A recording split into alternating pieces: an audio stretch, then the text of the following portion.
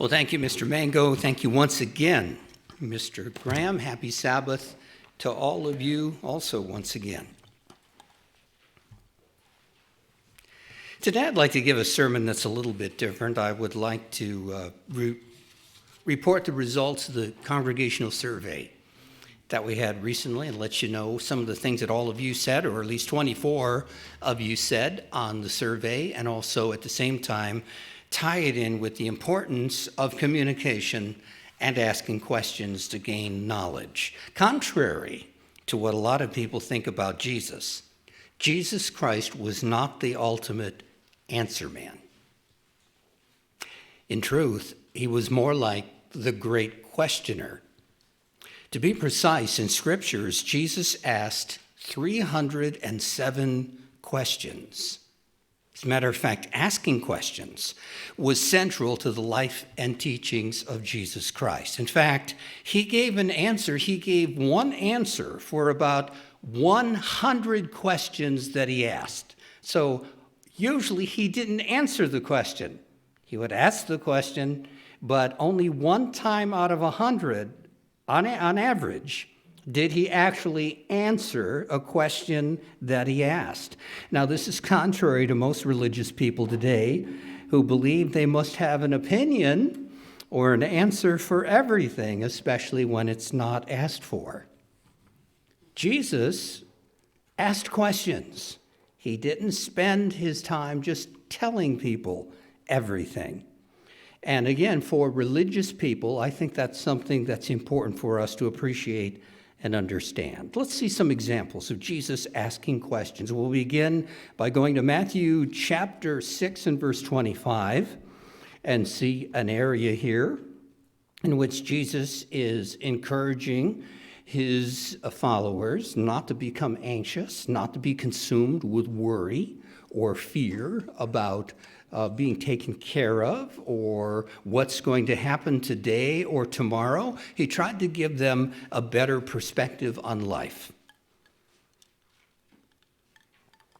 Again, Matthew chapter 6, verse 25.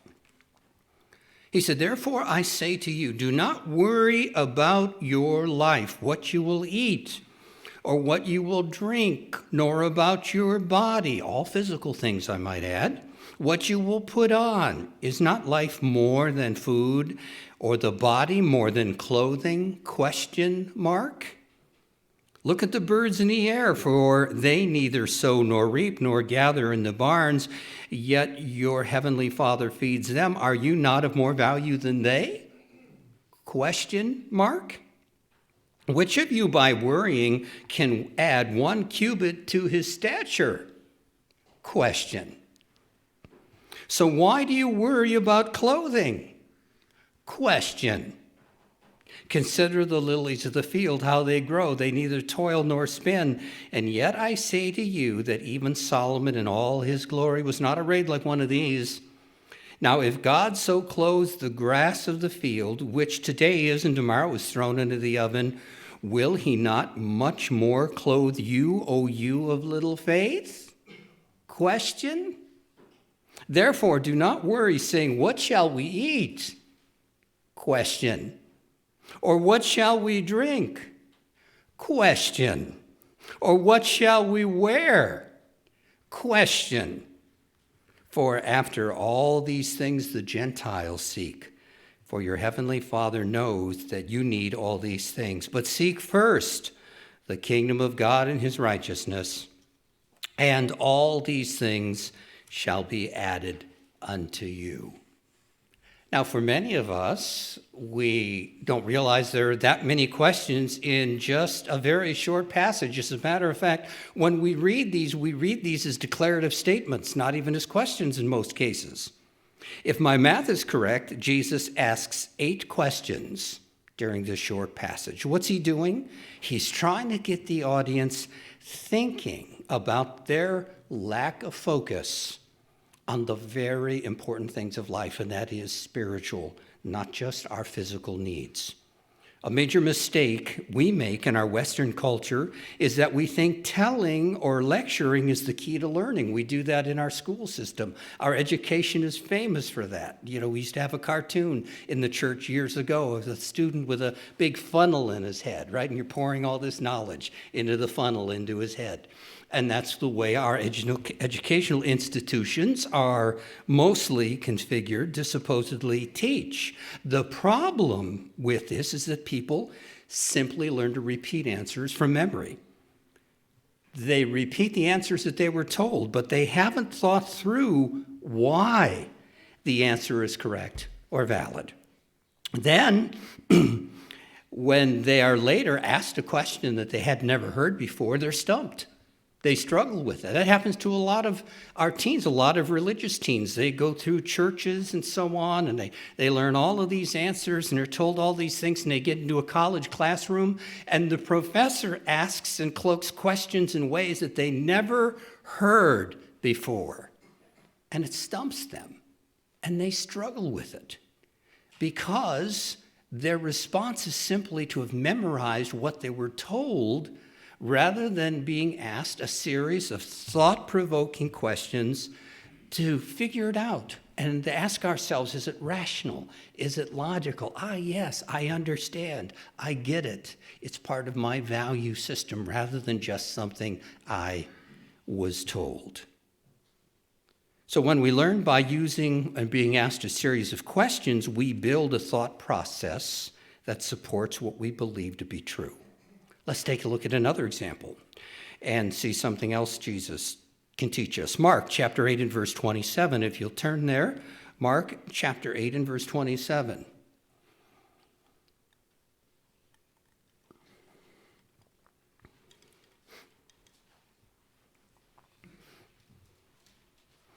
Mark chapter 8 and verse 27, now Jesus and his disciples went out to the towns of Caesarea Philippi, and on the road he asked his disciples, saying to them, who do men say that I am?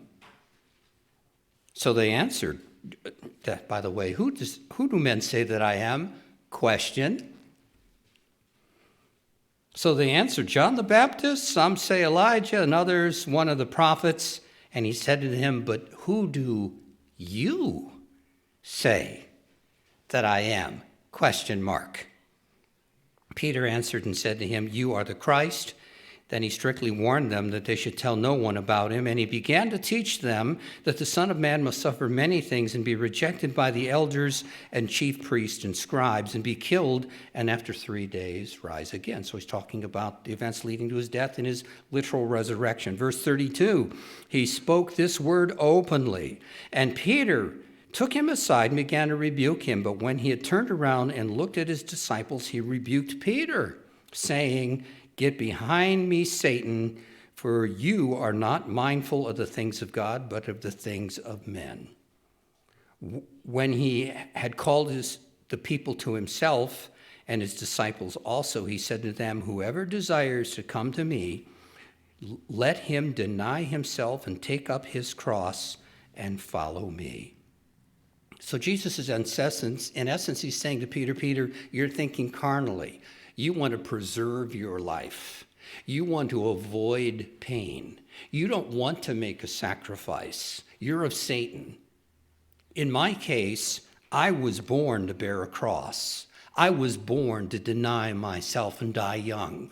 I was born to go through a torturous crucifixion and shed my blood for the sins of all humanity.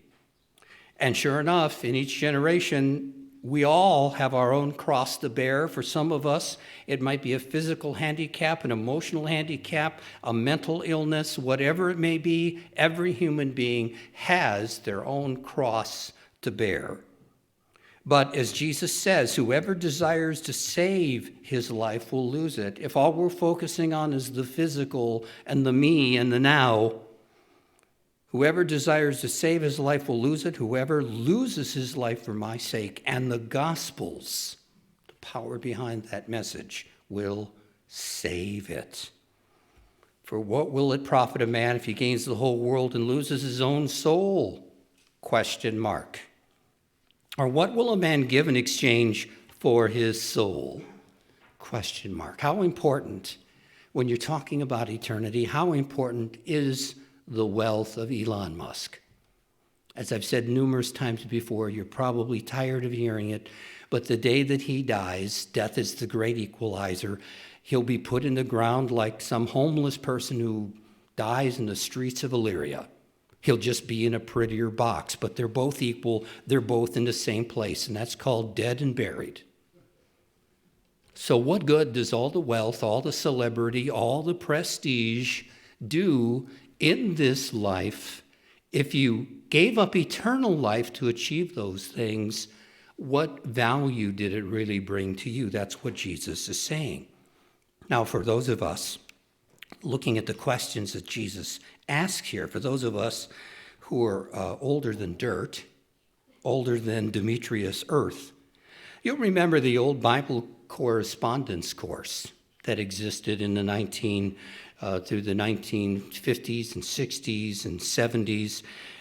It was a 58-lesson course written to guide the student to discover the answers to the Bible, not simply by lecturing or telling, but by asking a series of questions. It would ask you a question, and it would ask you to read a scripture. And the scripture gave you the answer to that question. Why? Because it's the best way to learn. You were able to perceive it, come and discover the truth yourself, which is much deeper than just being told something.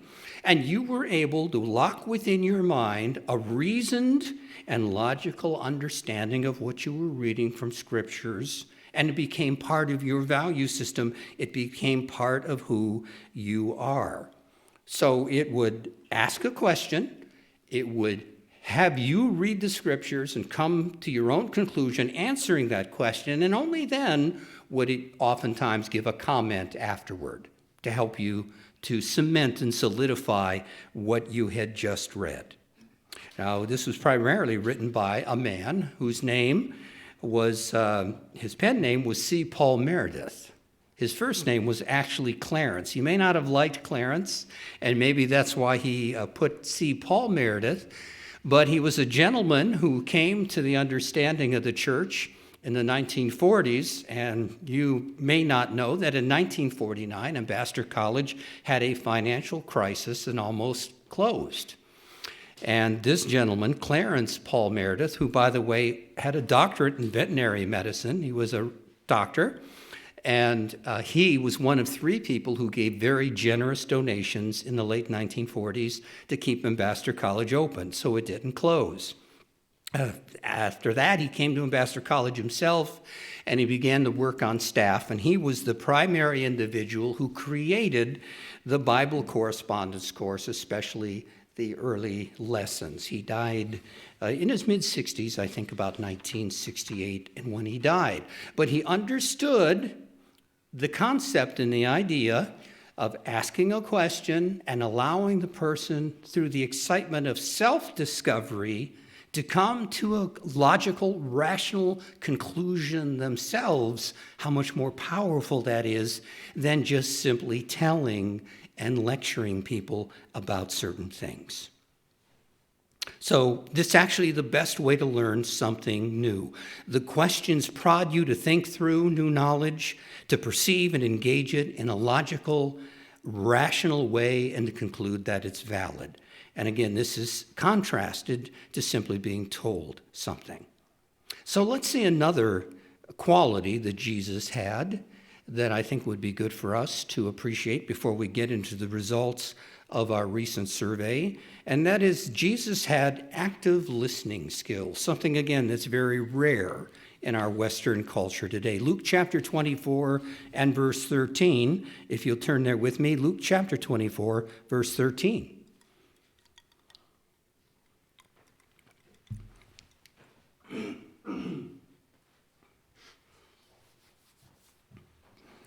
Luke chapter 24 and verse 13. Now behold, this is Jesus has been resurrected. There's a lot of confusion among the disciples. There's discussion among them whether he was really resurrected or if his body was stolen. So these are two disciples that are traveling to a village. Now behold, two of them were traveling that same day to a village called Emmaus, which was 7 miles from Jerusalem. And they talked together of all of these things which had happened. And so it was, while they conversed and reasoned, that Jesus himself drew near and went with them, but their eyes were restrained, so they did not know him, much like Mary's initial reaction of seeing him at the tomb. She didn't recognize him, and that could be for numerous reasons. Verse 17, and he said to them, question, what kind of conversation is this that you have with one another as you walk and are sad? Again, this is a question. Then the one whose name was Cleophas answered and said to him, are you the only stranger in Jerusalem, and have you not known the things which happened there in these days? Question. And he said to them, what things? Question. Jesus asks. And they said to him, the things concerning Jesus of Nazareth, who was a prophet, mighty in deed and word before God and all the people, and how the chief priest and our rulers delivered him to be condemned to death and crucified him. But we were hoping that it was he who was going to redeem Israel. Indeed, besides all this, today is the third day since these things happened. Now, do you notice what Jesus is not doing so far? Unlike the typical conversation of Americans, Jesus is letting them talk. They're telling a story, and he hasn't interrupted them once. He's just listening. Yes, verse 22. And certain women in our company who arrived at the tomb early astonished us. When they did not find his body, they came saying that they also had seen a vision of angels who said he was alive. Jesus doesn't comment. He's still listening. Verse 24, and certain of those who were with us went to the tomb and found it just as the women had said, but they did not see. So after they've told this story, after they've vented, after they said what they wanted to say in reply to him without interruption, then Jesus, he said to them, O foolish ones, and slow of heart to believe in all that the prophets have spoken, ought not the Christ to have suffered these things and to enter into his glory? And beginning at Moses and all the prophets, he expounded to them in all the scriptures the things concerning himself. Then they drew near to the village where they were going, and he indicated that he would have gone further, but they constrained him, saying, abide with us, for it is toward evening, and the day is far spent. Getting close to night, why don't you just lodge here with us this evening in the village, is what they're saying. And he went in to stay with them. Now it came to pass, as he sat at table with them, and he took bread, this is the bread of life doing this, he took bread, blessed and broke it, and gave it to them. And then their eyes were opened, and they knew him, and he vanished from their sight.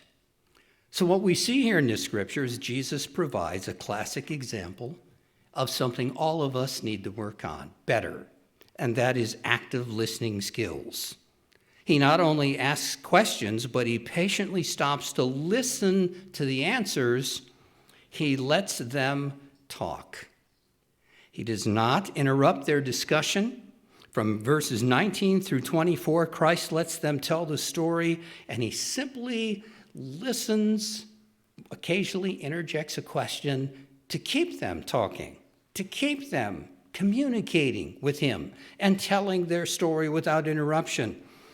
Then he lets them finish, and only when they're finished, he expounds to them the scriptures. So active listening includes focusing on the speaker without allowing your mind to drift, and to be listening to when someone's talking to you rather than thinking about what you want to say next. And all of us as Americans are guilty in a conversation usually of already thinking about what we want to say next when someone is talking to us. And that's because our mind thinks at 400 to 600 words per minute, but conversation is usually about 125 words per minute. So there is excess mental bandwidth. And that's why at the same time, you can be appearing to be listening to a sermon, while in your mind, you are on that awesome ride at Cedar Point. And while the pastor is droning on and on, in your mind, you can be,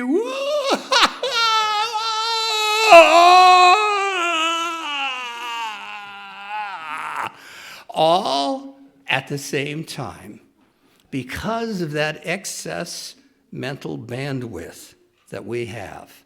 So it takes discipline to train ourselves that when someone is talking to us, we're focusing on what they're saying. We're showing positive body language, nodding our head, looking at them in the eye, getting what they're saying rather than being distracted. I'm going to tell one on myself. Actually, I've told this story to a number of my clients in the particularly early years of our marriage relationship.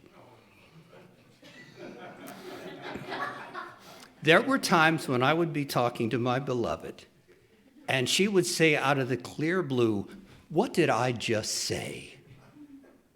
I don't know. It might have been the way I was looking. It might have been my body language or something. What did I just say? And I had no idea what she had just said because I wasn't really focusing and listening to her. And that's a struggle that we have particularly in our Western world, in our Western culture. In our modern American culture, we think that talking a lot is a great quality. As a matter of fact, some people are addicted to talking, and they're very poor listeners because of what the media has done to us. In our Babel culture, people in a conversation are even uncomfortable with a pause. It's like somebody's got to say something. They're uncomfortable with silence. It's like it feels freakish to be in a conversation with another human being and for both of you to look at each other for 5 seconds and not say anything. It just feels odd. In contrast to so-called primitive Native American cultures, many of them used something that was called the talking stick when they needed to talk about something that was important and have a council together.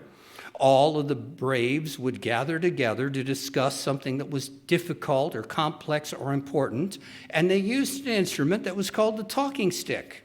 And only the brave who had the talking stick could speak, period. And it was his turn, and he would talk, and the others could sit there, right? They could nod their head in approval. But he who held that stick could talk.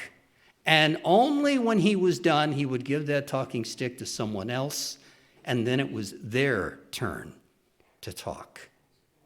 And that's actually a very respectful way of not interrupting someone and allowing them to speak and get their thoughts across. Well, brethren, communication and listening is very important. And it's one reason we recently had an anonymous congregational survey.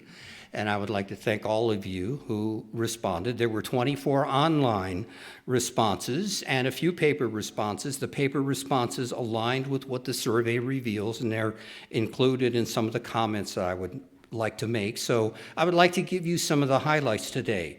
I have only eliminated, I'm going to give the good, the bad, and the ugly.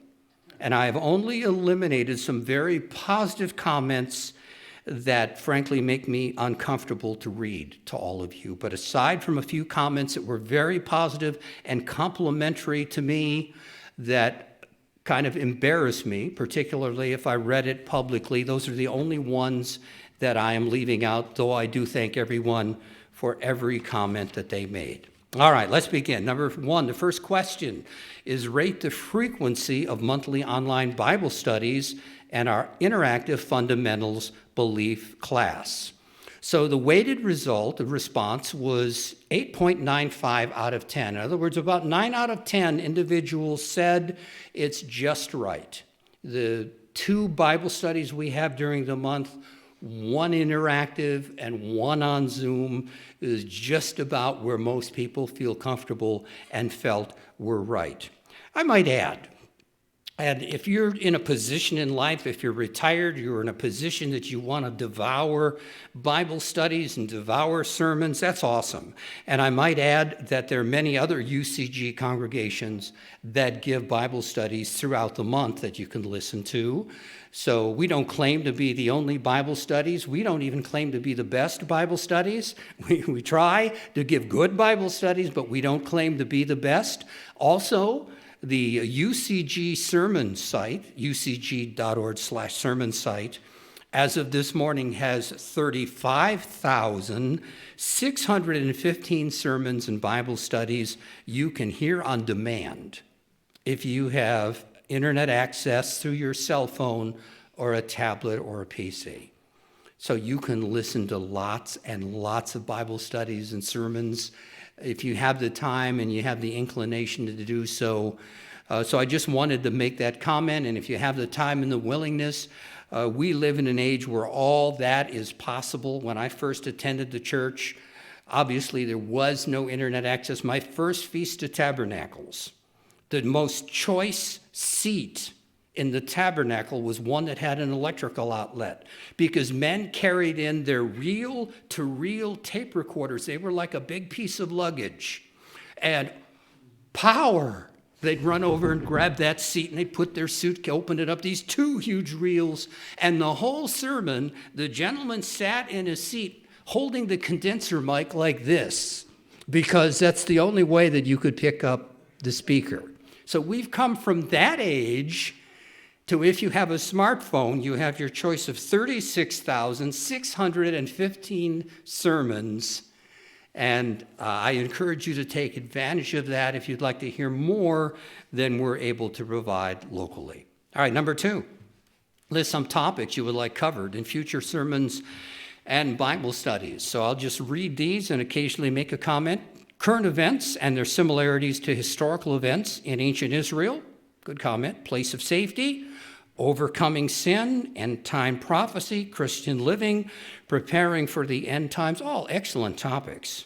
Being in the world but not of the world, especially concerning political involvement, practical applications of bringing every thought into captivity. Again, deep thinking, really great suggestions, brethren. And these are already been sent to the deacons and the elders, and all of these responses will also be sent to all the sermonette speakers, and I will encourage them to incorporate, as I incorporate some of these in future messages, I will ask them to do that as well. Here's some more comments. An occasional sermon study that goes in depth about a person in the Bible and how it relates to us today. Occasionally, I've had a series talking about the apostles and a king of Israel and others.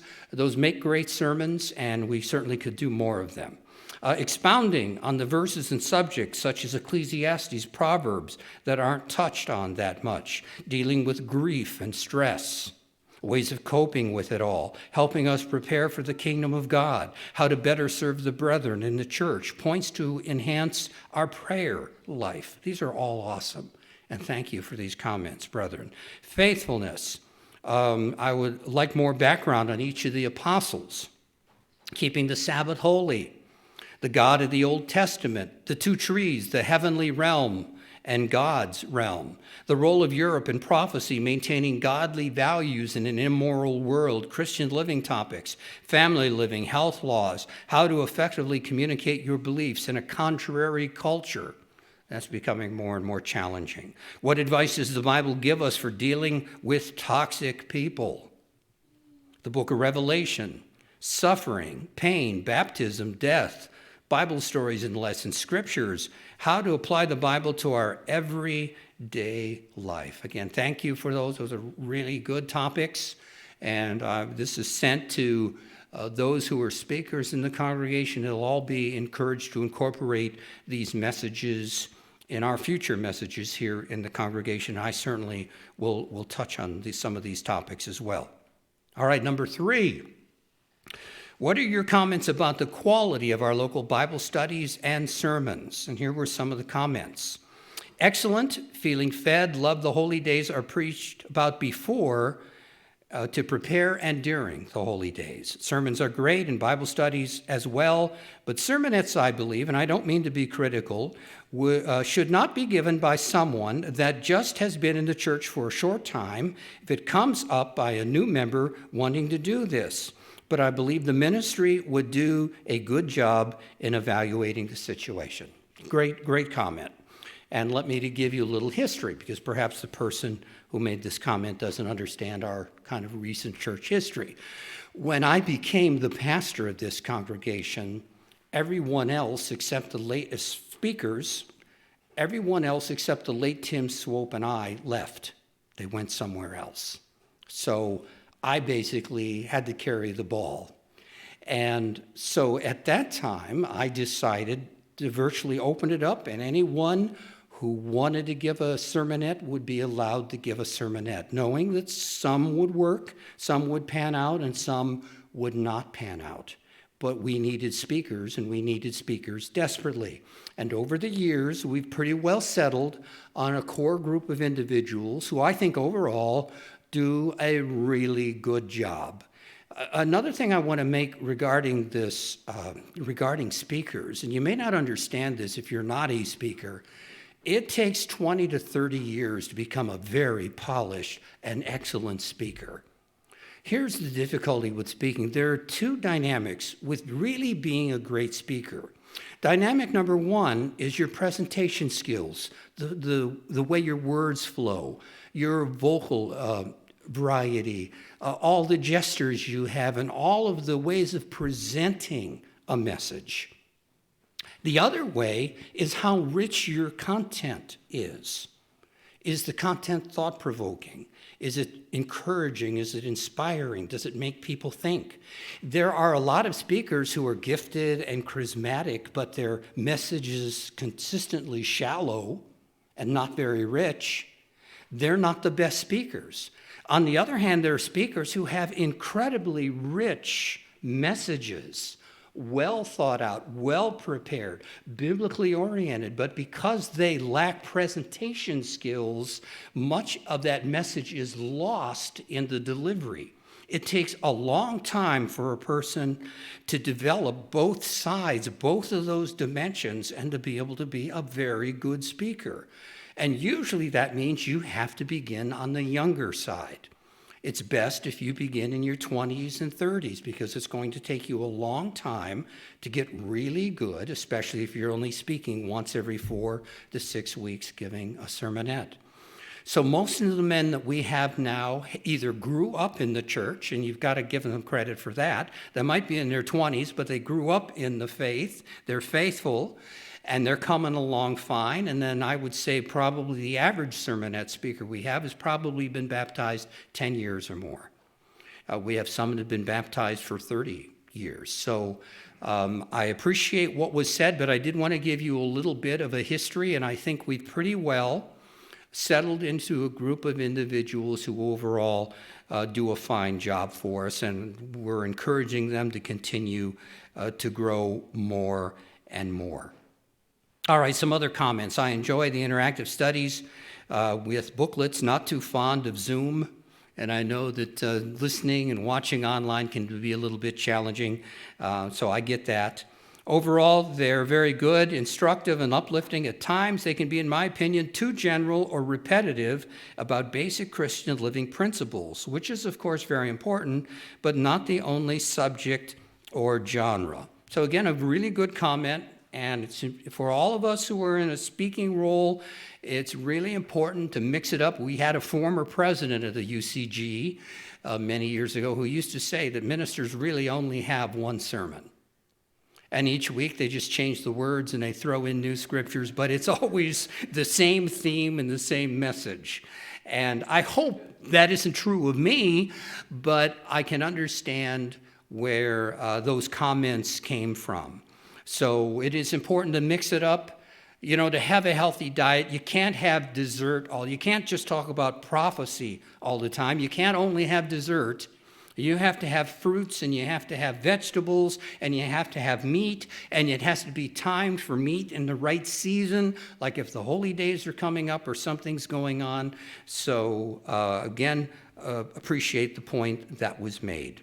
And we will try to mix it up and have things less repetitive about some of the basics.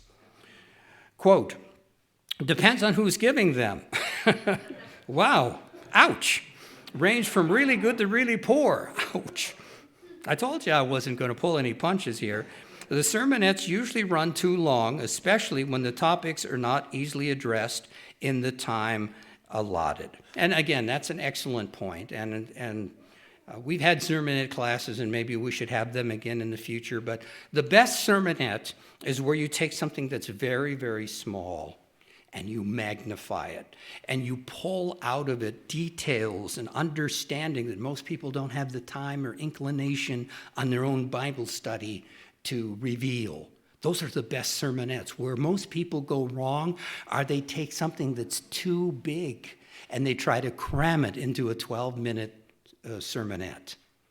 And you have huge gaps of missing knowledge. Remember, I was talking about the importance of rational and logical thinking so that people can come to a conclusion. If the topic's too big and you only have 12 minutes to talk about it, you're leaving huge gaps of knowledge and understanding. You're not using a building block principle, and you're missing the mark by speaking on a subject that's far too broad. All right, enough said on that.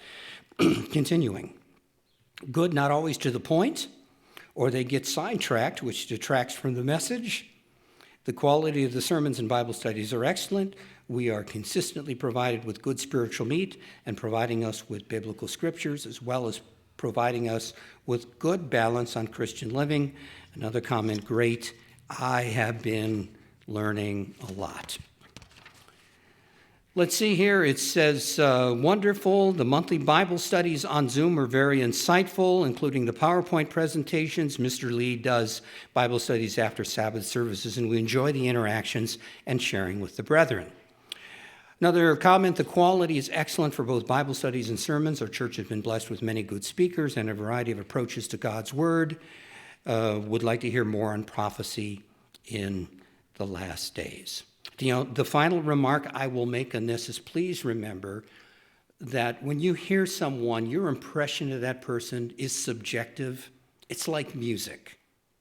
You play a song and some people say, oh, I'm into that. I like that's cool. And the other person says, that song stinks. That's terrible. And I know I've heard sermons that I thought, I wanted to be spiritually fed, and I thought the sermons, I've heard some that I thought were like 2-day-old manna. They stank and bred worms. But I'd be in a conversation with someone later on. I didn't state my opinion, thankfully, because my feet are not made of peppermint. Didn't state my opinion, and a person would say, oh, that sermon was really good, and the point that he brought out about such and such, and then his third point on such and such was so powerful and effective, and it helped me to realize that people's impression of how good a speaker is very subjective. So that's always a difficult thing when you're asking about quality. All right, number 4. Do you feel your pastor involves many others in the local work of the church and provides opportunities for people to serve?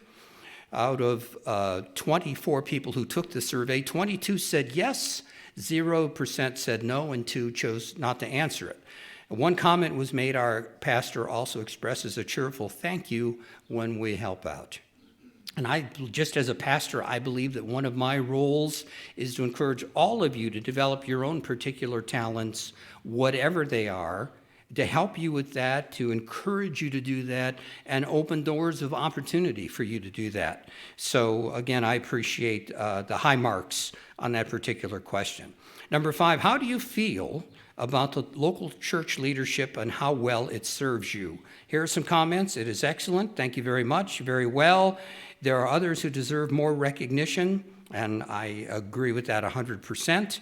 The leadership is very outgoing and inclusive. They do a tremendous job leading by example and serving and not viewing any active service as beneath them, which is due much recognition and respect. For that approach, as it is, has not always been that way in the Church of God. And that statement is very true, so appreciate the compliment. Another one, I believe we have strong local church leadership. The leadership is very diversified in talents and personalities, and they truly seek to serve the brethren and try not to let any person go unnoticed. I believe they're a great team of servants. I think that kind of hits the mark on that.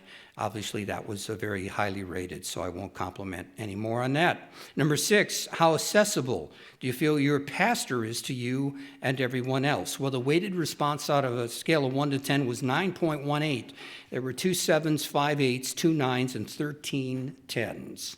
So thank you for the compliment. Again, I'll just remind all of you that I'm only a phone call, an email, or a text away. If you need and feel you would like to get a hold of me, I will always make myself available. Yes, I do have other work, and most likely I will not be able to pick up that phone call immediately or respond to your email in a matter of a few minutes. I probably won't be able to do that. But I do promise you that whether you give me a phone call, an email, or a text, I will be back to you as soon as possible and willing to help in any way that I can. All right, number 7. Please provide one suggestion to make our congregation spiritually stronger. Here's one statement. Keep reminding us that we are one, not liberal versus conservative, not vaccine versus no vaccine, etc. And that's a very important and powerful statement. I spoke a little bit earlier about Jesus condemning his followers who focused too much on the physical. Politics is of the physical. Politics is not a spiritual quality. Our health, as much as we should want to take care of it and do what we can to remain healthy, is still a physical thing. I've got some terrible news for all of us. Someday we're all going to die. Yeah, I know. I've stunned Vicky with that comment. So yes, we should take care of ourselves. As Martin Luther King said once, longevity has its place, right? We all want to live a long time, and we should take care of this temple God has given us. But what's more important than the news of the day and the debates that we're pulled into because of our dysfunctional culture, what's most important is that we are one, and we are one spiritually, and we are connected together by the Spirit of God. So that was, I think, a very good point. Okay, let's see what else we had. I think we're doing well. Just pray for everyone, and that's certainly we should do that. Another one was more Bible studies, and again, we have a certain amount of time and the ability, and again, I'll just throw my cards on the table. You want more Bible studies? Well, it certainly doesn't encourage me when I spend 8 hours on a Bible study and 5 people show up. Okay, that's not very motivating to me. I am a human being, and I'm here to serve. But when I put 8 hours of research and PowerPoint and everything into giving a Bible study, and few people connect, of all things on an evening, don't have to drive anywhere, and few people connect, it's not exactly inspiring for me to say, hey, I think we should have a Bible study every week, as they do in some of our Florida congregations. But then almost the entire congregation attends their Bible studies weekly. So it's kind of a two-way street. And if we want more Bible studies, we really need to appreciate and participate in the Bible studies that we already have. Another comment here. Avoiding partisan and biased political politics. Let me read that again. Avoiding partisan and biased politics, guiding one's interpretation of the Bible and world events, and not assuming everyone in the church is of the same political belief. And they put down, for example, capitalism or being a Republican, as they do, focusing on the freedom that comes from knowing God's way and his coming kingdom. And we don't have to live in fear that certain politicians get in or that certain policies are passed. Being thoughtful not to be offensive in sharing one's beliefs, but concurrently being careful not to be easily offended if someone shares a belief that is different than theirs. So we do have to be tolerant of one another. We are a very diverse congregation. We're diverse racially. We are diverse politically. We come from different cultural backgrounds and different mindsets. And it's not good to put labels on people. When I look at myself, when I judge myself as concerned for the poor and the elderly, I probably would be considered a progressive because I have progressive views on helping the poor, the handicapped, and the elderly far, far more than we do in the American culture. Frankly, I think they're abused. So from that perspective, I would be considered a progressive. Morally, right? I would be considered a conservative person. So we have to be very careful not to put ourselves in these little boxes. Oh, conservative. Oh, progressive or liberal or this or that. We have to be very careful to realize that we are one church led by the Spirit of God, and all of those physical things will fade away. All of those physical things ultimately are unimportant. Politicians come and go. Philosophies and policies come and go, but dysfunction remains forever in this physical world. So when we understand that and appreciate that, maybe we won't get so wrapped up into the latest political news of the day. All right, let's see a few more comments here. A community service project or something to bring people together to work on. We could do more of those. We've probably been averaging maybe once every 3-4 months, maybe not even that often. For some community project, we could do better on that. Thank you for that suggestion. Small group discussion. Short message before having everyone break up and talk together about the topic in small groups. I'll talk to the church leadership about that and see if that's something that would be good for us to do. Quote, I think we need to be better listeners to the fine messages and examples of the leadership, end of quote. When we have new people, ask them if they would like to help out cleaning or help out in other areas that get them involved. And again, we got to have balance there. It's a little difficult to say, oh, well, Tim, welcome. It's so great to have you in our congregation. Will you clean the hall on Friday? So you have to kind of you got to ease them into that a little bit. But saying that, we have an open invitation for anyone, young or old, new, whatever. We have all kinds of opportunities to serve, and we would appreciate your level of service. All right, more participation by the brethren for our Bible study on Zoom. I've already commented on that, so I won't belabor that. More prayers together as a congregation. I will also talk to the leadership about that. Obviously, I have, as far as services go, I have a format that is prescribed by the home office. I'm a man under authority. So we have an opening prayer, we have a closing prayer. Occasionally, I will have an additional prayer for someone's health during the announcements. But again, I'll talk to specifically with our leadership about that.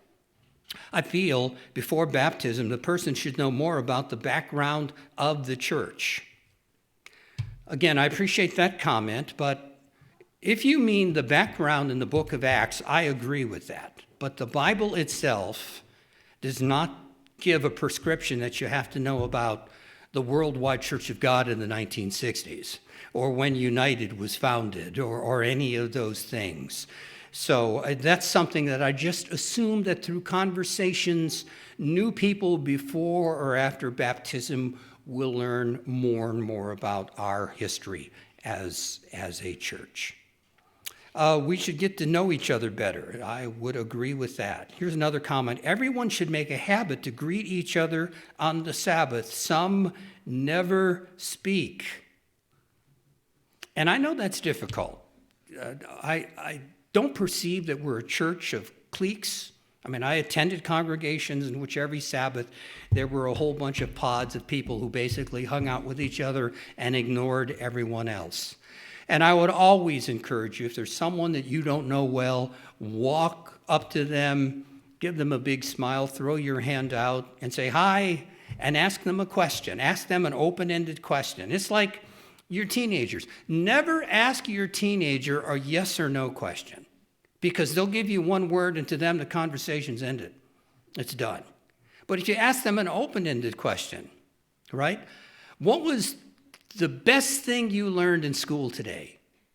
They can't answer that with yes or no. Aha! They actually have to say a few words.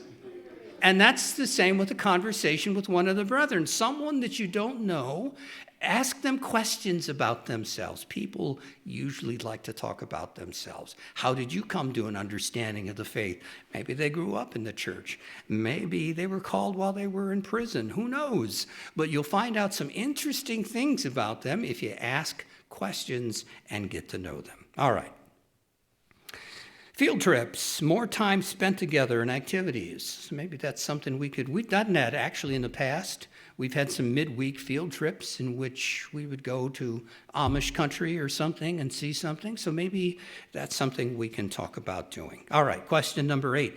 Not including the ordained ministry, deacon or deaconesses, please list the names of brethren who you feel will serve others faithfully or quietly. Now, here's the good news. At least once, I'd say virtually everyone in the congregation was mentioned, at least 95%. And that's really a good thing. As I've mentioned before, we're not like the Pareto rule. We're not the 20-80, 20% do 80% of all the work, right? We're far more balanced than that. And thank all of you for your service and for what you do. One person even said, I pass in this because there are too many to mention, and I agree with that comment.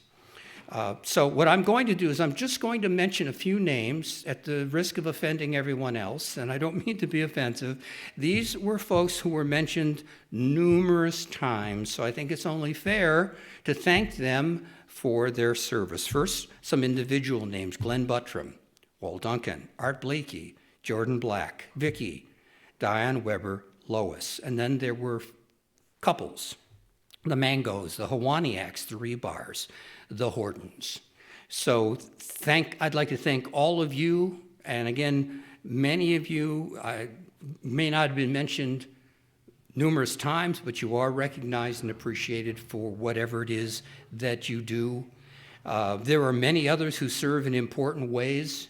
Thank you for any way that you serve the congregation. There's some of you who serve very quietly out of the limelight, like Mr. Weber, Gene Weber. When you're the church treasurer, you don't get a day off. The utility bill shows up every month and a check has to be cut.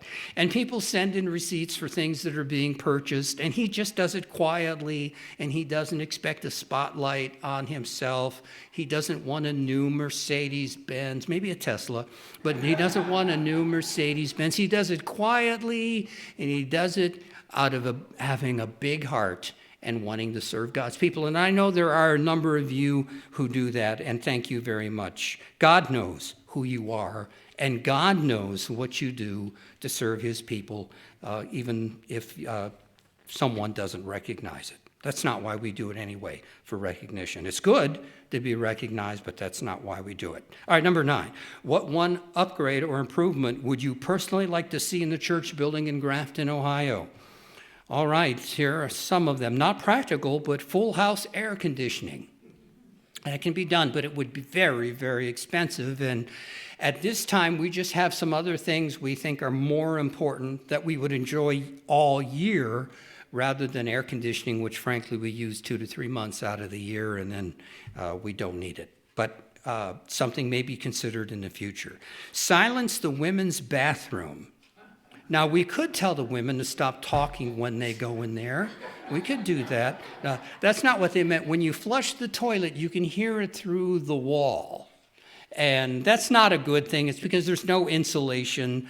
And I'm happy to say that someone gave a very, very generous offering for us to update the bathroom.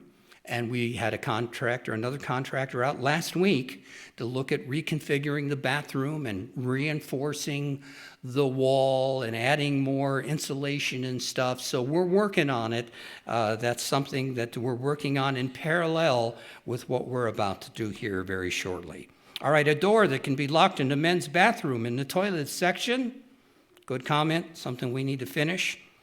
Muffling the echoing in the social hall. And we know, we just discovered by accident that if the chairs are configured one way, there isn't a lot of muffling. But if you configure the tables and chairs in another way, it's almost deafening to be in there. It's very hard to talk to someone and be able to concentrate. So that's something else that we've given thought to. Appreciate that. Morning coffee, done. So starting last week, we now have morning coffee. Sorry it took me so long. All right, air conditioning throughout the building, finished men's bathroom, carpet, new chairs. There's a sample chair that is very plush and comfortable. I sound like a salesman here. This would be my vote. They have support for your back. The pews do not provide. They also have a built-in shelf under your seat for our hymn books. New flooring in the social hall is what someone else put. Sound absorbers in the social hall, that ties in with the comment made earlier about muffling the sound. Floor in social hall needs replaced. If not in budget, maybe have them stripped and waxed. That's something that we can consider doing. Better women's bathroom. Again, that we're already working on doing an upgrade there. Doors on bathroom stalls. At least one door to the toilet and ladies' restroom, if possible, to install one. Another comment is carpet. So those were the comments, and we're parallel. We're already working on most of those things, and we'll put the others on the list and eventually get to them. All right, the final question. We're considering the replacement of some or all of our pews in the worship hall. What is your opinion on this change? We have a sample chair at the building for you to test, and that sample is in the back there. All right, here are the results. 50%, 12, said I preferred that all pews are replaced with chairs. 21%, 5 out of the 22, said I prefer that all of the pews remain. 25% said I prefer that some of the pews remain and that we replace some of the chairs. So it's actually a total of 75% were in favor of new chairs for either all or part of the hall. So we'll have a discussion on this, but I think it's leaning towards replacing all of the pews. Maybe for historical reasons, keeping the one that Walt's sitting on now in that far back or something like that. But it looks like at this point that we're probably going to replace them with chairs. I hope you'll continue to attend, and that doesn't disappoint some of you too badly. There were comments that were made. Someone said handicap section. Well, maybe there's no reason we couldn't have a section, maybe a widened row for people in wheelchairs or mobility issues or something like that. That's a good point. Thank you for that. I personally think we will regret it long term if we do not replace the pews with chairs completely, not a hybrid, which is the worst option and would not look good aesthetically. Going fully to the chairs would grant us flexibility to alter the setup at any time as needed, such as adding or taking out rows, changing the depth of the aisles, taking out chairs or entire row for those in a wheelchair, and so on. End of quote. Someone else said, I prefer the chairs because they think they're extremely comfortable and much better on your back. The pews do not provide good back support for sitting 1 to 2 hours at a time. I do not like how the pews stick to men's shirts and suit coats. On a hot, muggy day, they do. It's happened to me a number of times. I just considered it pressing, pressing my suit, but they do that. I think putting holes in the carpet to replace the pews limits us from doing any upgrading in the future, which is not a good thing. Another one, if you replace with all chairs, are you going to have some chairs with arms? Us old people need arms on the chairs. And yes, George, we are going to have arms on some of the chairs. He had told me that verbally earlier. I just guessed it might have been him saying that. Let them read a few scriptures and it just goes to their head. It's just, okay.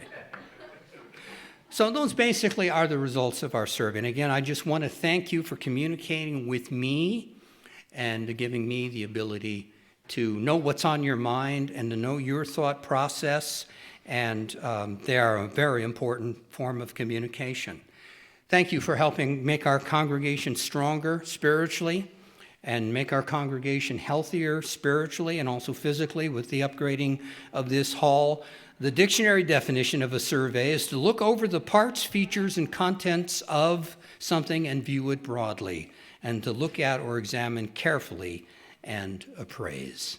So your input is very important, and we do appreciate that. And finally, the only thing that I want to say is I want all of you to know that aside from a survey, I am always open to suggestions and ideas, and some we'll be able to do. We've made a lot of changes with simple comments made to be the last 10 years.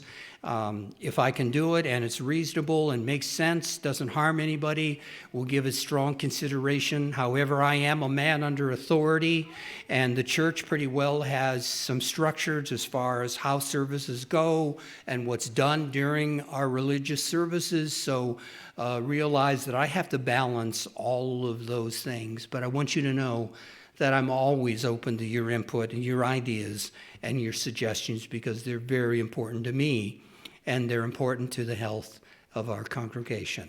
All right, I'm done. End of survey. Have a wonderful Sabbath.